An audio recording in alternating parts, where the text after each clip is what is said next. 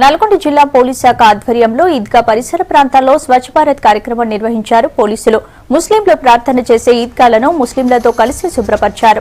పోలీసులు ప్రజల దగ్గరకు కావాలనే ఉద్దేశంతో జనమైత్రి ద్వారా అనేక కార్యక్రమాలు నిర్వహిస్తున్నామన్నారు జిల్లా SP Prakash Reddy.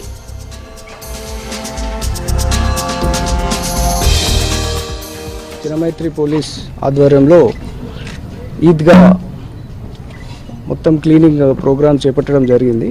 Nalgonda sub division పోలీసులు మరియు ఏఆర్ పోలీసులు ఇందులో భాగంగా ముఖ్యంగా రంజాన్ సందర్భంగా ప్రెమిసెస్ మొత్తం కూడా క్లీన్గా ఉంచాలనే ఉద్దేశంతో వాళ్ళ సహకారంతో పీస్ కమిటీ సహకారంతో